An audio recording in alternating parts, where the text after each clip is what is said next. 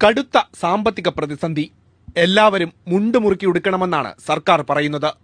വാഹനം, ടെലഫോൺ, വൈദ്യുതി എന്നിവയുടെ ഉപയോഗത്തിലും കർശന നിയന്ത്രണം വേണം. സർക്കാർ ഉദ്യോഗസ്ഥരുടെ വാഹന ഉപയോഗവും കുറയ്ക്കണമെന്നാണ് ഉത്തരവ്. എന്നാൽ ഇതൊന്നും ഉത്തരവിടുന്ന മന്ത്രിമാർക്ക് ബാധകമല്ല. ഒരു മന്ത്രിക്ക് 6 ഡ്രൈവർമാർ എന്തിനാണെന്ന് ചോദിക്കരുത്.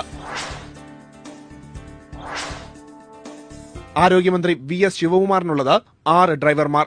21 സ്റ്റാഫുള്ള മന്ത്രി ഡ്രൈവർമാർക്ക് മാത്രം കൊടുക്കുന്ന ശമ്പളം 1,37,225 രൂപ.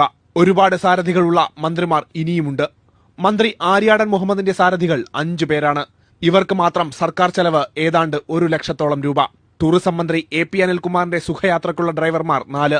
മന്ത്രിയുടെ ആകെ സ്റ്റാഫ് 19 പേർ. ഡ്രൈവർമാരുടെ മാത്രം ശമ്പളം 77,139 രൂപ. മന്ത്രിമാരായ കുഞ്ഞാലിക്കുട്ടിക്കും മുനീറിനും KP മോഹനനും ജയലക്ഷ്മിക്കുമുണ്ട് 3 വീതം ഡ്രൈവർമാർ.